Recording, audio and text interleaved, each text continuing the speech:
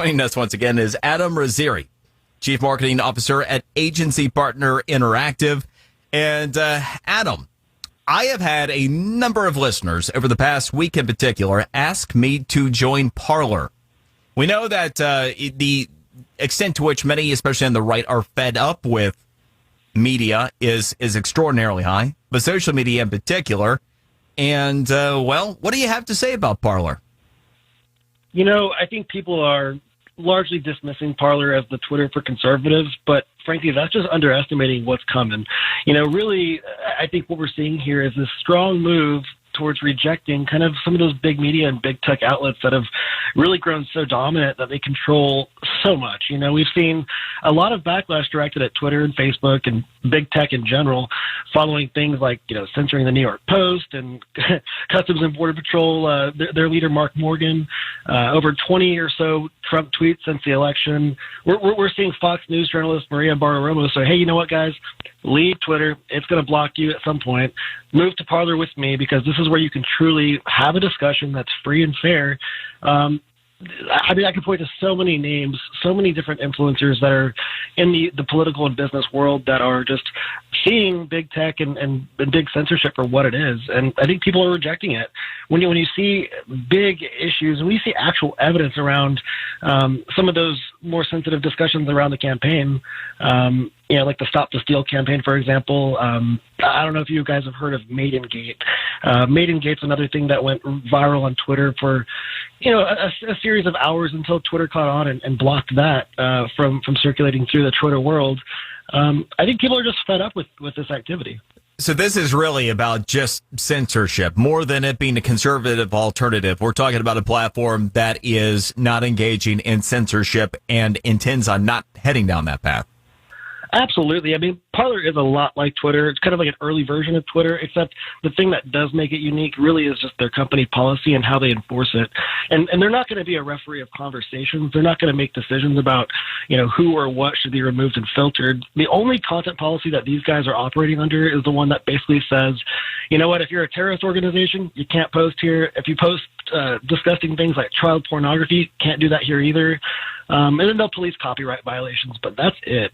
They're not trying to fact check what we're saying. They're not trying to say whether or not our opinion is valid. They're letting discussions take place.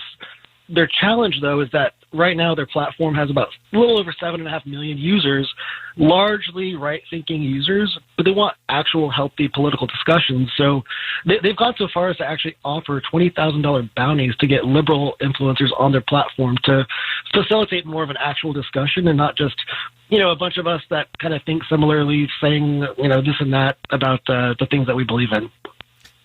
So if I'm hearing you, it sounds like for those of us who do not believe in censorship, but also integrity, you know, for me, like with Twitter, if they would just be honest about who and what they are rather than lie to us, I would accept that too. Because if you want to be, you know, a censored platform that, you know, super serves the left, so be it. Just be honest with us. But in this instance, it seems like Parler might be worthwhile because there should be a place in the world for some social media that doesn't adhere to that kind of groupthink. Well, absolutely. I mean, right now, Facebook and Twitter operate under these Section 230 immunities that basically allow users basically it allows them the freedom to let users have discussions.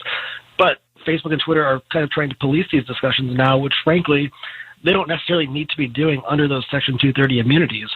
Parler is enjoying the Section 230 immunities that have been granted by our legislators and actually letting conversations take place. And if I post something to Parler and I'm just factually wrong, that's on me, right?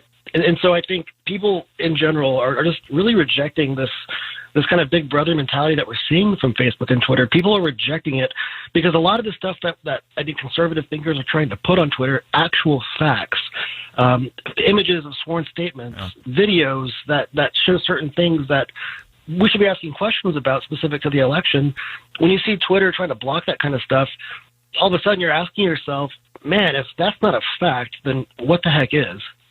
It's, you know, yes, on Twitter all day long. I mean, I have my own example of it. They quite literally, after 5 years of being verified in January, while guest hosting for Mark Levin, decided that I was no longer going to be verified. Still to this day have never given me a reason why, and still have never followed up, even when I've had people with our company inquire as to why. So, I mean, look, there's no question about what Twitter has been about, and it's not just this specific election cycle either. So, Adam, I appreciate it. It's good insight, and I trust your opinion as well. Thank you very much.